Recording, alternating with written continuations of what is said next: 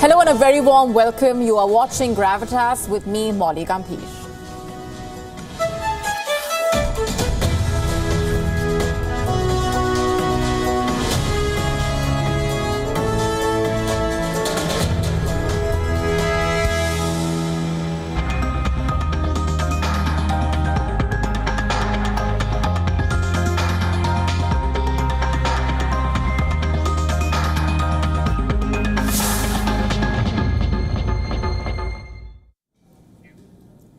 Our top story tonight is about India's world-class security. Amid increasing threats in the Indo-Pacific region, India has been taking significant steps to strengthen its submarine power. And in line with this, India has initiated the Project 75 Alpha program, which is aimed at developing 6 nuclear attack submarines. The project is highly ambitious and aims to bolster the country's naval capabilities. The details of the program have been shrouded in secrecy, but new reports have emerged that shed light on its cutting-edge technology as well as advanced capabilities. The program is expected to serve 2 main purposes. First, to promote self-reliance in defense, and second, to protect the Indo-Pacific region, which has seen a rapid rise in the number of nuclear submarines being deployed by China. The Indian submarines will serve as a significant deterrent against potential conflicts in the region. As part of the Project 75 Alpha program, India is developing advanced technologies for these submarines, such as an air-dependent propulsion system that will allow them to stay underwater for longer periods of time, making them harder to detect. Now, here's what you need to know about Project 75. In February 2015, India embarked on the ambitious project. It envisioned indigenous construction of 6 nuclear-powered attack submarines. This program marks a major milestone for India's underwater warfare capabilities. It is a collaboration between partners like India's Defense Research and Development Organization, that's DRDO, the Department of Atomic Energy, as well as the Indian Navy. And the idea is to make formidable 6,000-ton displacement submarines. Submarines endowed with cutting-edge technology as well as a versatile arsenal. And once delivered to the Indian Navy, these nuclear attack submarines are poised to redefine undersea warfare capabilities. The envisaged capabilities of these submarines encompass a comprehensive spectrum of undersea operations ranging from anti-submarine warfare and anti-surface warfare to strike missions, special operating forces deployment, mine warfare, subsea seabed warfare, intelligence, surveillance, reconnaissance, and much more. India's ongoing program to develop nuclear-powered attack submarines is aimed at bolstering the country's defense capabilities and promoting regional stability. The submarines will significantly enhance the Indian Navy's underwater deterrence as well as power projection capabilities, thus furthering India's strategic ambitions. Essential to the operational efficacy of these submarines is the inclusion of advanced targeting systems, which are facilitated by platforms like patrol aircraft and unmanned aerial vehicles or drones. And this seamless integration enhances the submarine's situational awareness and precision strike capabilities, thereby bolstering India's strategic advantage in the contested maritime environment. Central to the program's success is also the adoption of cutting-edge propulsion technology, with India's Navy expressing keen interest in pump jet propulsion systems pioneered by France. And while deliberations continue regarding the procurement of propulsion systems, India remains poised to either develop indigenous solutions or collaborate with international partners to acquire state-of-the-art technology. Looking ahead, the program outlines a definitive roadmap for the next phase of development. Over the next 2 years, meticulous design configurations will be finalized, laying the groundwork for the commencement of manufacturing activities within the subsequent 5 years. And the success of this program will be a major milestone for India's defense capabilities.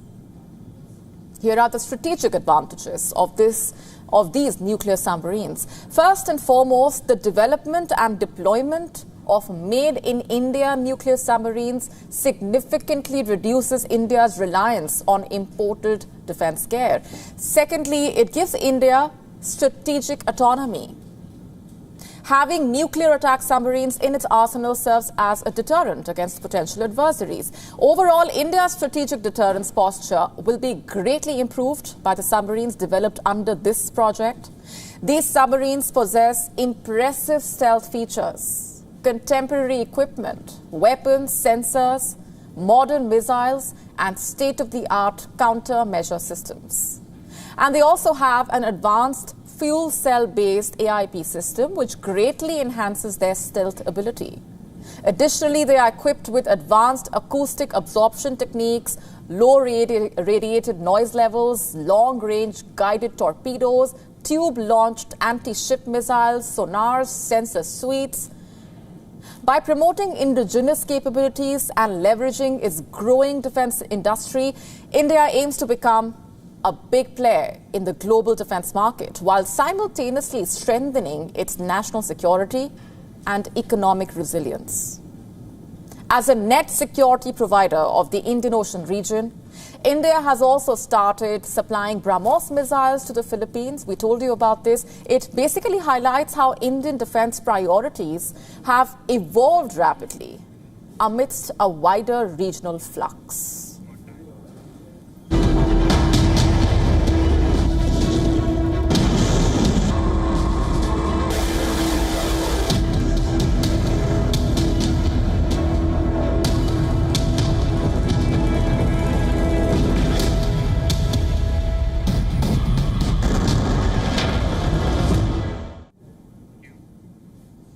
And from the seas, let's talk about the skies. How prepared is India to deal with aerial threats? India has a solid air defense mechanism with a range of systems that can destroy aerial threats. In fact, India's aerial defense can be called its own Iron Dome. You know of Israel's Arrow aerial defense system. It helped combat Iran's attack on the country, which saw hundreds of missiles and drones being launched by Iran at Israel. You must have come across this term time and again in the past few months, the Iron Dome. Now, before I go further, let me tell you a little bit about it. It's basically a network of batteries that use radars for detection. And when, say, a rocket is detected, and if the system determines it poses a threat to populated areas, it launches an intercepting missile to neutralize the threat. So in simple terms, the system is designed to intercept rockets within Israeli airspace. Let me now tell you about India's indigenous land-based two-tier ballistic missile defense system. That's right, India has developed this system and completed a series of tests. Basically, it aims to track and destroy ballistic missiles, even those armed with nuclear warheads. In fact, you must have already heard about the S-400 missile systems. It is the latest missile system to be acquired by India, and its radars and missiles allow it to demolish threats at different height and range bands. The Indian Air Force has 3 squadrons of the Russian S-400 Triumph surface-to-air missile systems. Let me now tell you about Project Kusha. Kusha, by the way, means the talented one in Hindi. It is the DRDO's project, the Defense Research and Development Organization. India is developing an indigenous long-range surface-to-air missile system under this project. Yes, an indigenous long-range surface-to-air missile system. The expected interception range is roughly 350 kilometers. What's the timeline looking like? It's slated for completion by 2028 to 29, so it is expected to be deployed in roughly 5 years.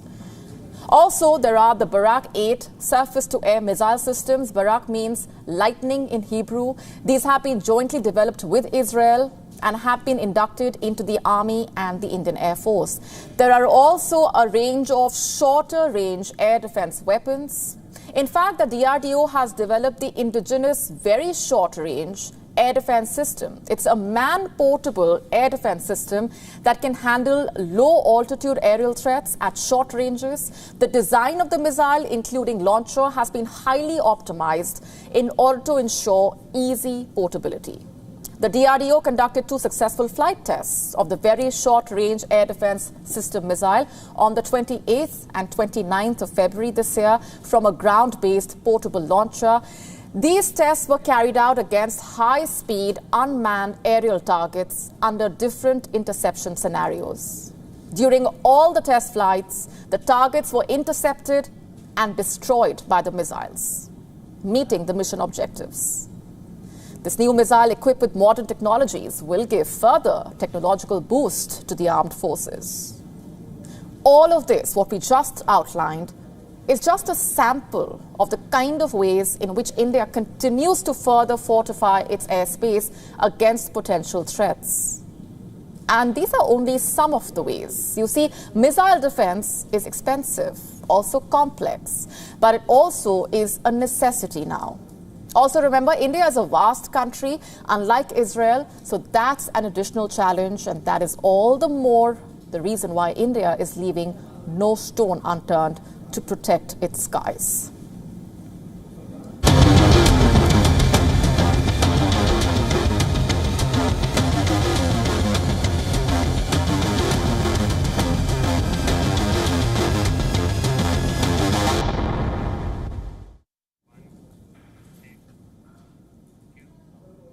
Iran has drawn a red line with Pakistan.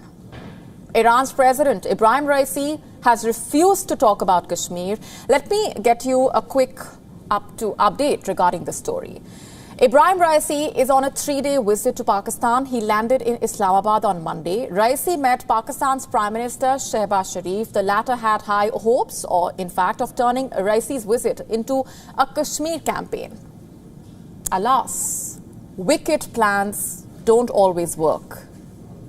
Raisi refused to talk about Kashmir. Because why would he? Iran and Pakistan have a lot to talk about. Just months ago, the two countries carried out airstrikes on alleged terror hideouts on each other's lands. There were tit-for-tat missile attacks. Clearly, the two countries have border issues they need to resolve. Now, Raisi is in Pakistan. It's an opportunity for the two countries to talk, strengthen their bilateral ties, strengthen energy ties, and resolve those border issues. Iran's intentions have been clear. In a statement, in fact, Iran's presidential office said, and I'm quoting here, the Islamic Republic of Iran, in line with the neighborhood policy, is interested in promoting relations with Pakistan. And during this trip, various issues, including economic and commercial issues, energy and border issues, will be discussed with the government of Pakistan. But Shehbaz Sharif is more interested in Kashmir, it seems, and we are not surprised. And Raisi seems to have come prepared to tackle Pakistan's Kashmir obsession. Silence was his weapon, his way of dealing with Shehbaz's compulsion to bring up Kashmir. Raisi's silence was his way of snubbing Shehbaz Sharif. So what happened next? Well, Raisi's refusal to engage on Kashmir was too hard to digest for the Pakistani leader, so he resorted to an alternate reality. During the joint press conference, Pakistan's Prime Minister said, and I'm quoting, "I thank you and the people of Iran for raising your voice on Kashmir." Guess what? Raisi did not even acknowledge that comment. And when it was his turn to speak, Raisi did not say a word on Kashmir. This was the first occasion. After the press conference, Raisi had another engagement. This was in Islamabad's Serena Hotel. The gathering was hosted by the Iranian embassy, and there too he did not say a word on Kashmir. Today, Raisi visited Lahore. He went to the tomb of Sir Allama Iqbal. Raisi spoke about Palestine, he spoke about Israel, the United States, the West, but not Kashmir. Because again, why would he? Kashmir is not an issue that can be raised at such forums. Kashmir is India's territory. It is India's internal matter and a rising economic hub of India, in fact. Try visiting Kashmir today. Chances are you will not get a seat on a plane because they are all booked. Hotels are sold out. Local tourist cars are booked out. And despite it all, if you still manage to make it to Kashmir, you would see what a little over 4 years of peace has done to Kashmir. Its tourism is flourishing. Local businesses are booming. People are happy. The valley is, of course, beautiful. It's peaceful. There is no stone pelting, no cross-border terror. Of course, none of this is going down very well with the Pakistani establishment.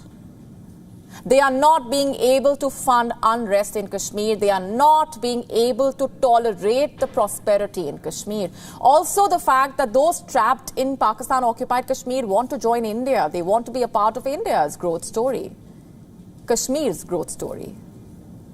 All of a sudden, Pakistan finds itself helpless. It can't do much except raise Kashmir at every possible forum. Of course, Raisi would not have any of it. It's not his problem that Pakistan does not have any foreign policy besides Kashmir. Also, Raisi wants cordial ties with India. Ties between India and Iran go back a long way. The two countries share a millennia-long history of interaction. The two countries recently spoke on Palestine. In January, India's External Affairs Minister, Dr. S. Jaishankar, visited Iran. He was hosted by Iran's foreign minister. What about Iran and Pakistan? Well, they have a troubled history. The two sides accuse each other of failing to rein in terror groups. But you see, Pakistan needs Iran. This map will tell you why. Pakistan shares borders with 4 countries: India, Afghanistan, China, and Iran. India has refused to talk to Pakistan until it stops its acts of terror. The border with Afghanistan is on fire, with Pakistan accusing the Taliban government of harboring and not cracking down on cross-border terror. Pretty rich, right, coming from Pakistan. And then you have China that has dead-trapped Pakistan. So who is left? Iran. Pakistan and Iran share a 900-kilometer-long border, and Pakistan simply cannot afford to strain relations with Tehran. So it is actively trying to have cordial ties with Iran. Currently, the two countries have bilateral trade worth $2 billion. In May last year, Sharif and Raisi inaugurated the first border market. This is at the Mand-Pishin border crossing. Now, Raisi has become the first foreign leader to visit Pakistan following Shehbaz Sharif's election. Such is the security or the lack of security in Pakistan that Raisi is being forced to scale down his visit. That's right. We are being told that Raisi's activities in Lahore were curtailed. He was supposed to meet journalists, Pakistan's cultural representatives today, but those meetings had to be cancelled. Security clearance was also not given for Raisi's visit to some religious schools and his meetings with scholars. This is such a shame. The Lahore leg of the trip was supposed to be of great cultural importance, but Pakistan's terror culture appears to have had the last laugh here. Does this mean Pakistan is no longer safe for international leaders? Can no international leader visit Pakistan anymore? Can Pakistan not guarantee the security of its guests? Raisi's visit exposed the pathetic condition of Pakistan's capabilities. Raisi has one more day in Pakistan. Pakistan's last effort will be to save some face. And a mention of Kashmir in the joint statement that is expected to be issued once Raisi has left Pakistan. Even if Islamabad succeeds in that design, the world will only be taking by face value what Raisi says. A quick look now at some of the other stories that we have lined up for you tonight. Saudi Arabia is seeking Chinese money for its futuristic city project. That's coming up in just a bit. Taiwan has made a new pledge that can irk China. It wants to tear down 760 statues of a Chinese dictator. We get to the complete story. Stay with us as we get you dramatic mid-air collision visuals of 2 Navy choppers in Malaysia. We tell you what happened. And later on the show, we also tell you how the British Deputy Foreign Secretary called the capital city of Rwanda safer than London. Is there any truth to his statement? Just how unsafe is London.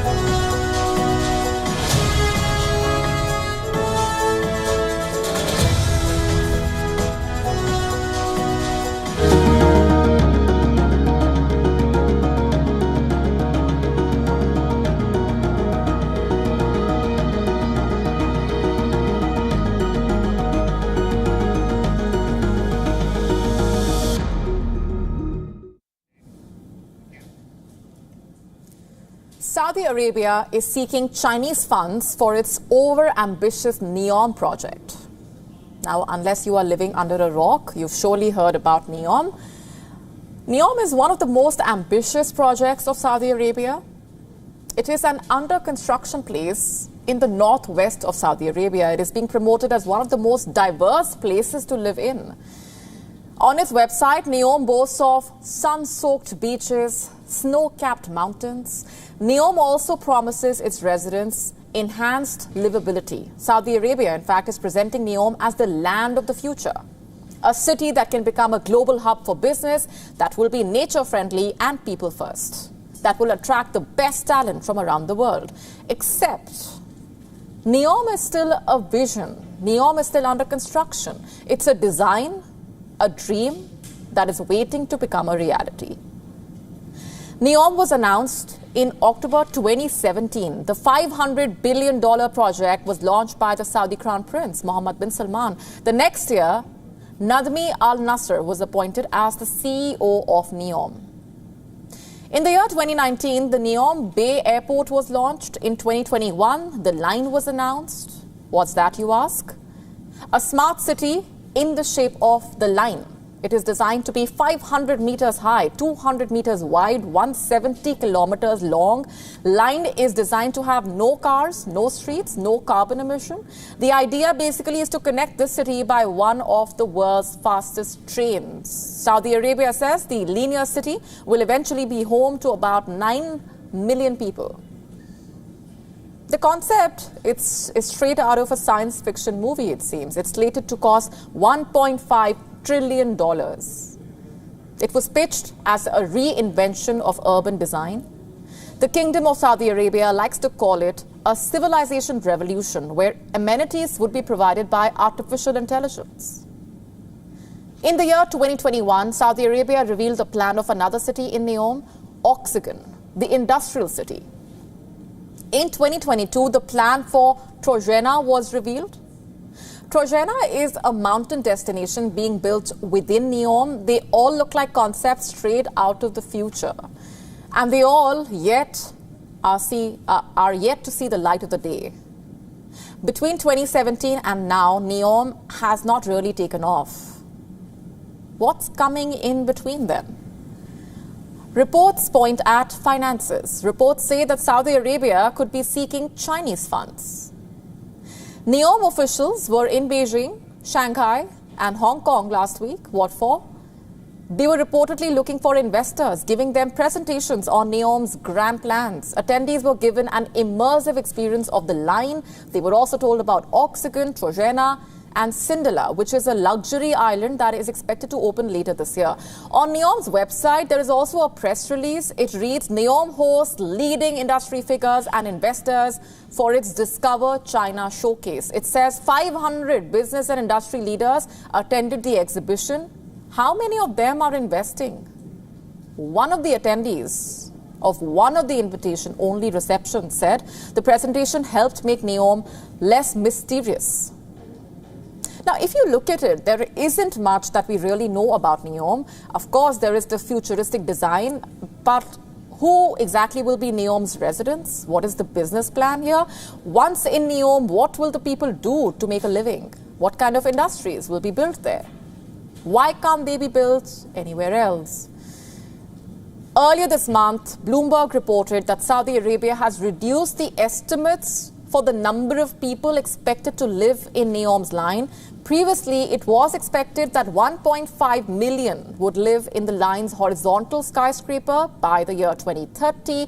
The number was reportedly brought down to less than 300,000. Before visiting China, NEOM's officials had also visited Seoul, Tokyo, Singapore, New York, Paris, Miami, Berlin, and London, among other cities. Saudi Arabia says NEOM is a project that the world needs. In order to change how business is done, also to change the way we live our lives, and number 3, to change how we look after our planet. Are Chinese investors buying this dream? No public announcement of investment has been made so far.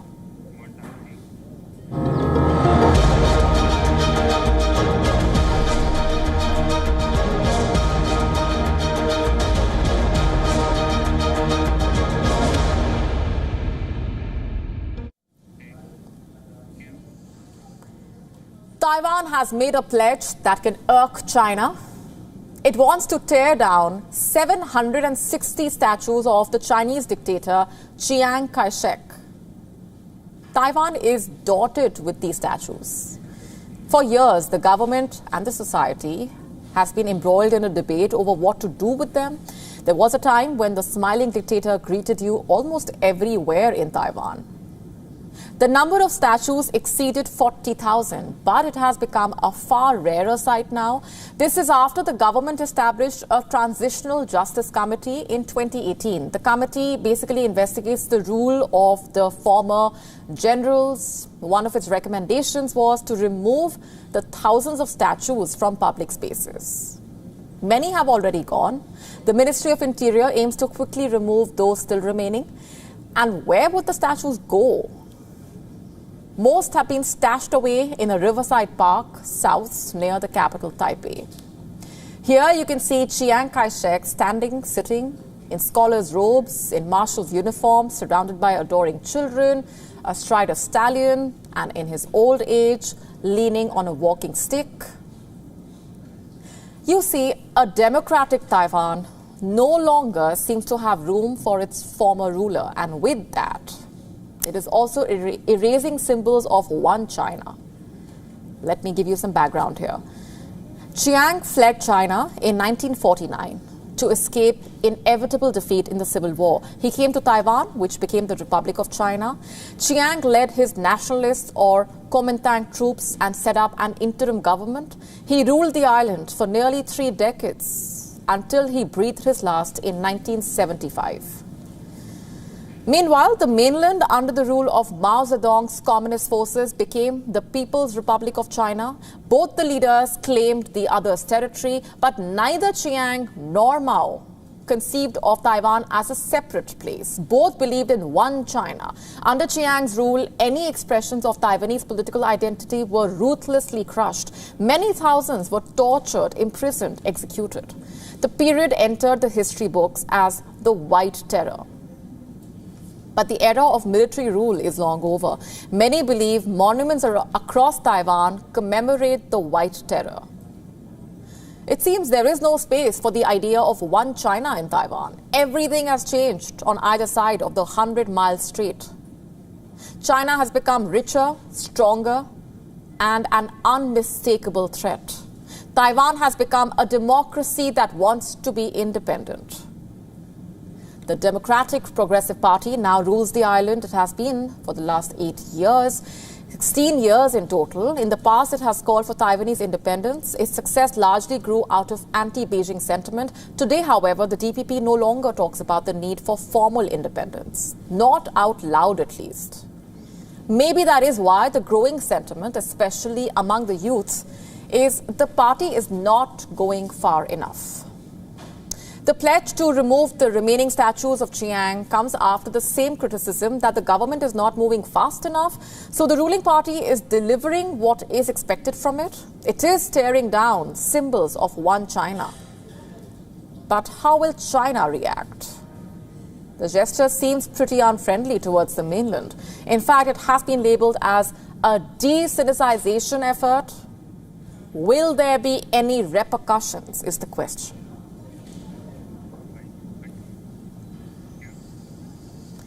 Next, we have some tragic news coming in from Malaysia. 2 Navy helicopters have collided mid-air. There were 10 crew members on board. All 10 have been reported dead. This happened during a rehearsal for a parade. Who was at fault here? Our next report getting you the details. On Tuesday, at exactly 9:32 a.m. local time, 2 Malaysian Navy helicopters collided mid-air. All 10 crew members on board have been confirmed dead. All of them were below the age of 40. The bodies have been sent to a military hospital. The collision occurred at the Lumat Naval Base in the western state of Perak. The choppers were rehearsing for a parade celebrating the 90th anniversary of the Royal Malaysian Navy. On behalf of the Defence Ministry, it's with deep sorrow that we acknowledge that 2 Malaysian Navy helicopters crashed during rehearsal for the 90th anniversary of the Royal Malaysian Navy scheduled on April 27th. A video circulating on local media showed several helicopters flying in formation. All of a sudden, one of the aircraft's rotors clipped another. Soon, both crashed into the ground. Local police have confirmed that the footage is genuine. The helicopters involved were an AW-139 maritime operation helicopter carrying 7 crew members and a Eurocopter Fennec lightweight with 7 people on board. The AW-139 crashed at a sports complex at the naval base, while the Fennec hit a nearby swimming pool. So what exactly went wrong? It's not clear as of now. However, the Ministry of Defence has launched an immediate investigation into the matter. The ministry has agreed to establish an investigation board by the TLDM to ascertain the cause of the incident. I hope that the public will avoid from sharing videos of the incident out of respect for the sensitivity and to honor the families of the victims, while also refraining from speculating on the investigation process. Malaysia's Prime Minister Anwar Ibrahim has sent his condolences to the families of the victims. He has said that the nation mourns the heart-wrenching and soul-wrenching tragedy. Bureau Report, WION, World is One.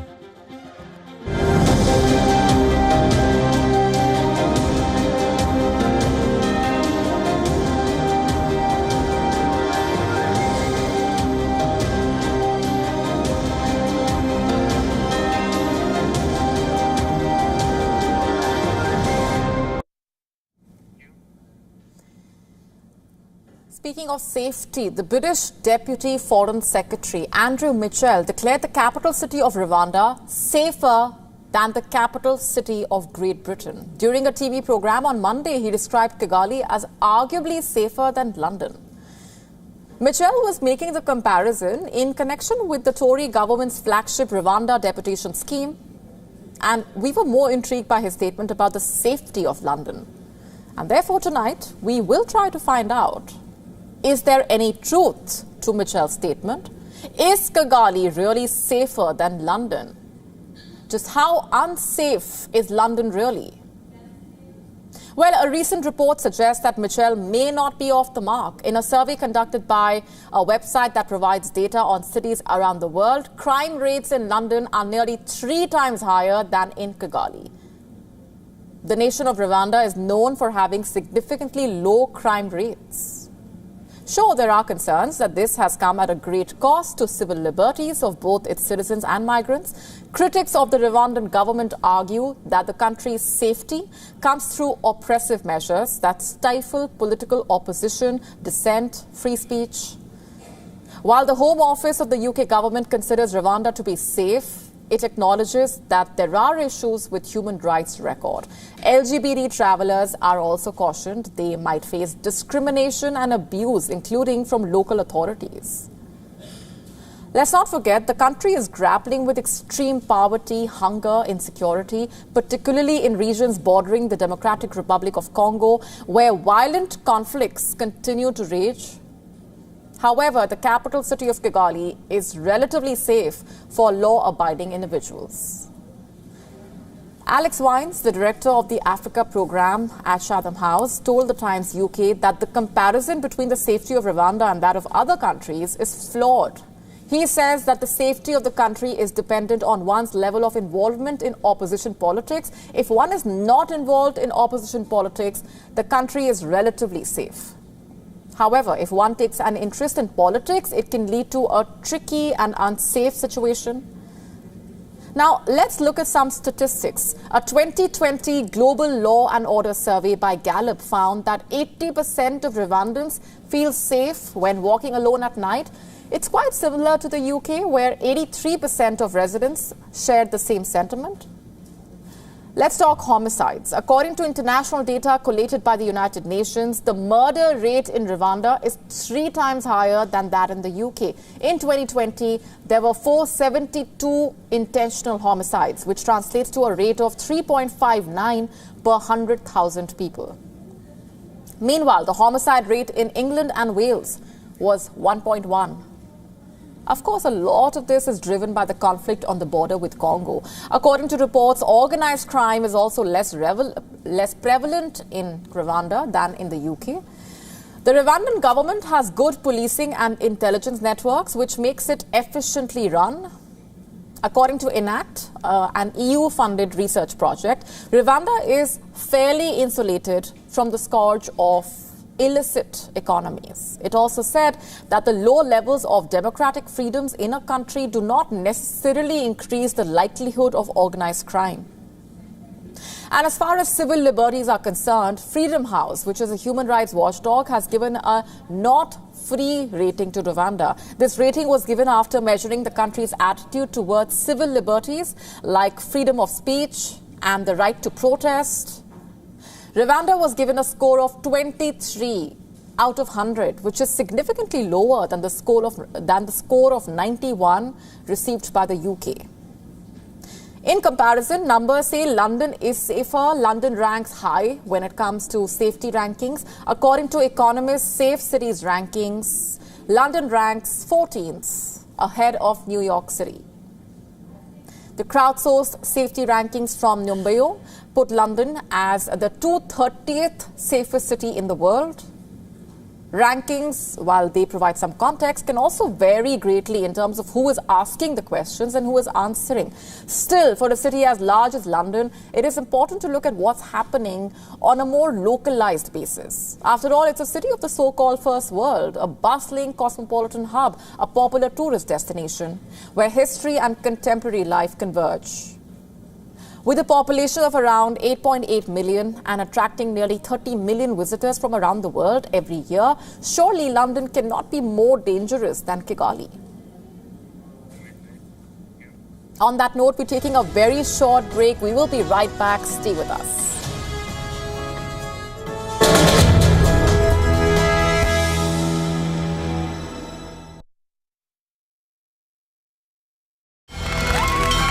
From the bustling trading floors of Wall Street to the vibrant exchanges of Asian stock markets, WION breaks it down for you to make sense of what's happening, as we reveal the key factors behind events, strategic battles, and the game-changing business decisions that shape the world. We bring you all of this and more on World Business Watch. The biggest democratic exercise on the planet ever. Decoding the multiple colors of this multi-dimensional, multi-layered spectacle. WION deciphers the images and the hues. Sifts real performance from rhetoric and noise, claims and counterclaims, populist pitches and hidden truths. Untangling, unraveling this celebration of democracy.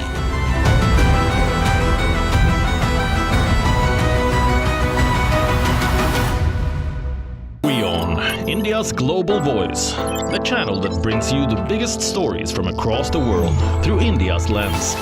Now available in more than 190 countries worldwide, because we believe that the world is one Watch us in Africa, Europe, USA and Canada, South America, Asia Pacific, Middle East and North African regions.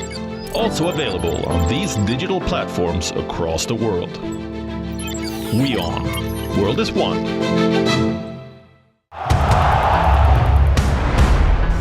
Everyone loves a contest.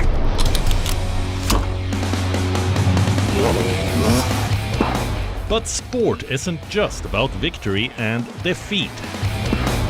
When the GOATs in sport speak, you hear it first on WION. You have to play good cricket over a period of time. I actually pushed myself right out of the damn tournament. We go beyond the stats. Our stories are quoted the world over. At WION, sport is part of our DNA. Come, join us on this journey. Weekdays 6:30 PM IST, 1 PM GMT.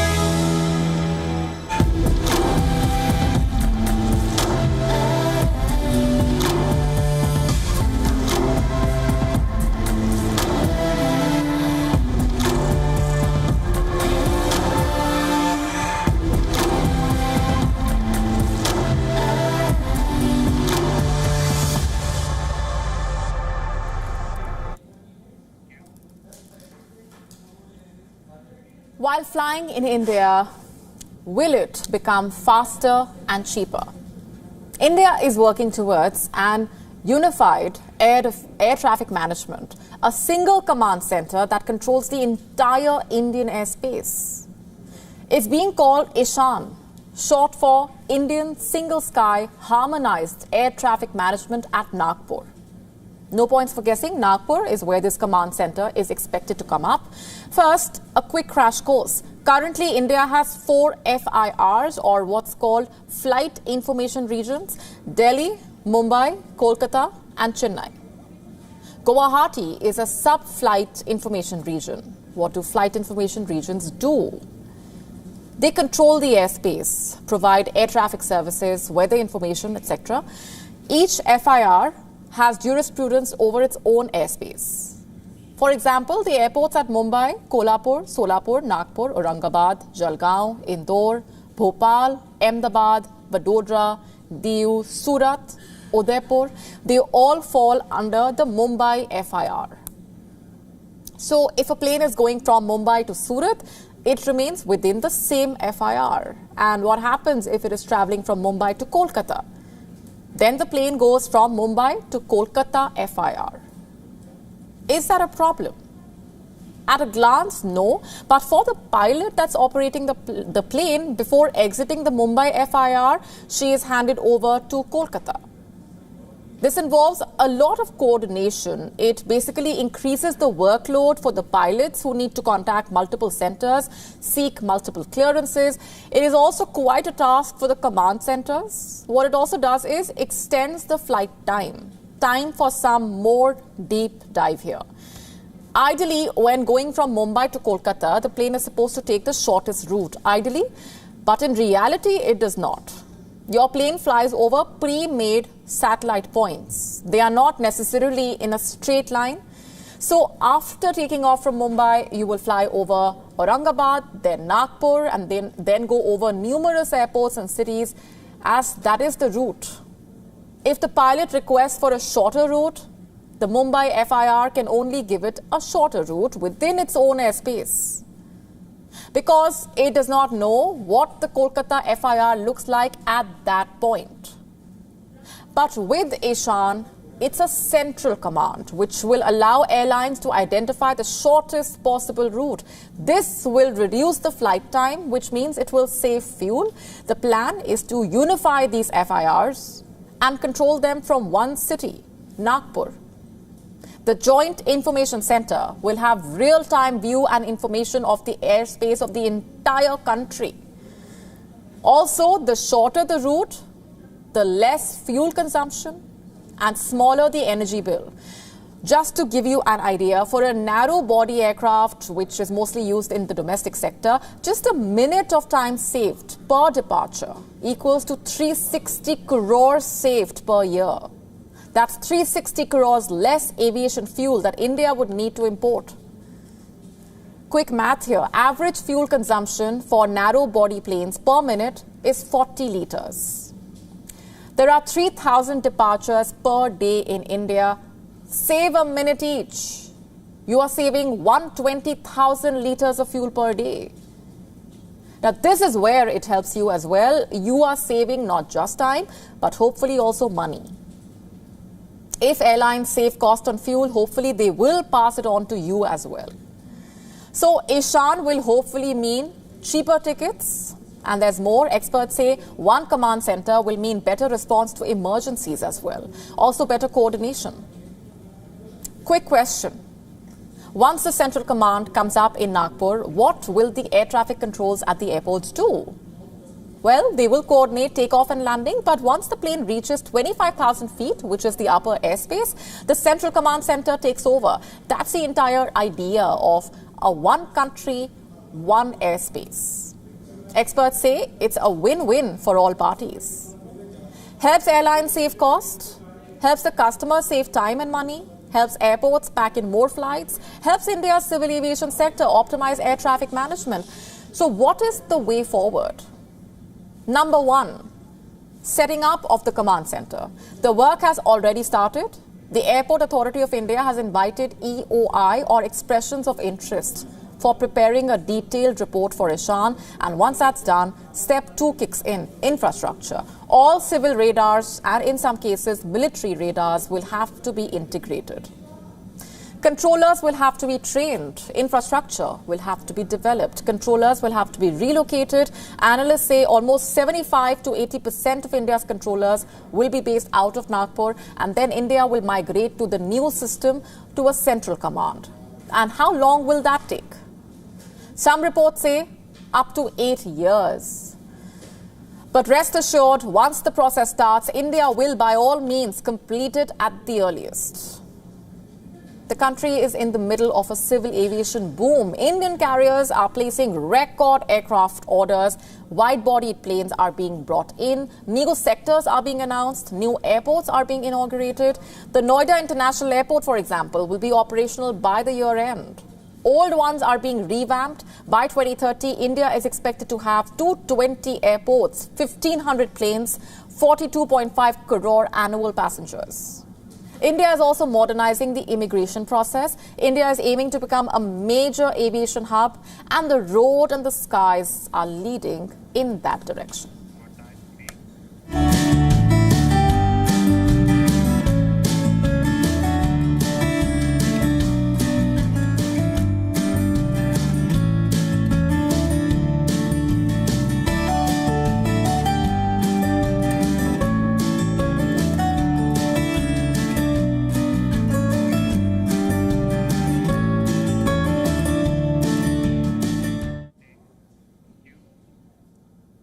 What is India known for?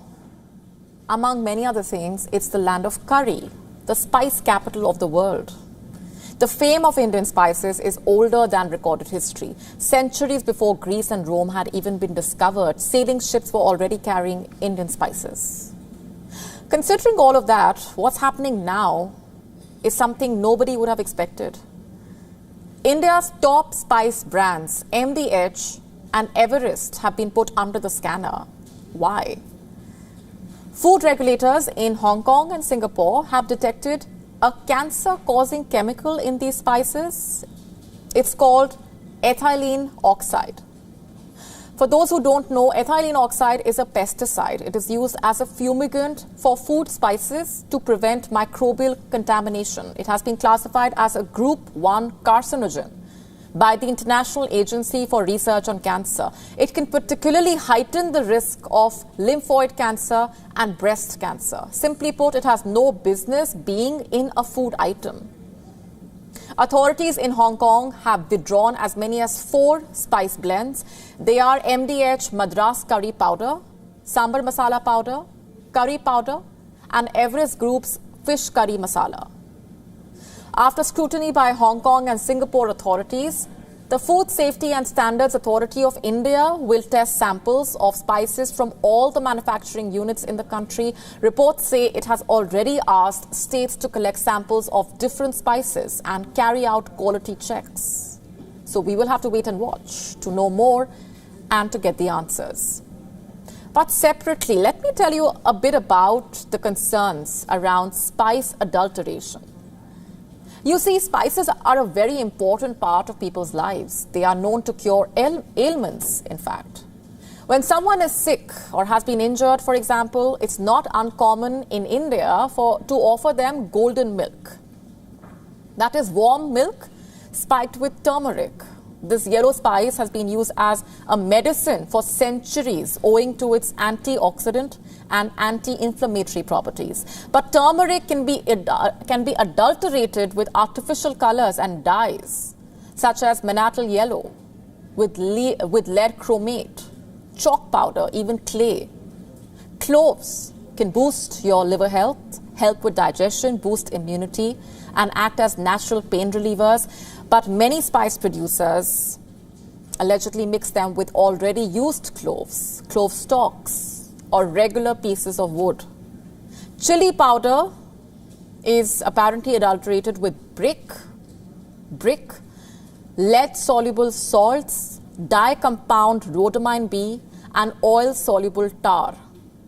For that matter, coriander is often mixed with common salt and dung. It's sick. Black pepper is adulterated with dry papaya seeds and mineral oil coating. Cumin is often spiked with stone dust, semolina, and grass seeds covered with charcoal dust. You see, it's very difficult to say what we are putting in our bodies these days. You might create a healthy and balanced diet for yourself. Pick out only organic vegetables, perhaps. Get high-quality meat. Only buy pasture-raised eggs. But what about the spices you pair them with? It's of course not our motive to discourage you or leave you feeling hopeless. There is an obvious need to ensure that what we are consuming is safe, and raising these questions is important in order to get there. With that, it's a wrap on this edition of Gravitas Tonight. This is me, Molly Gambhir, signing off. Thanks very much for watching.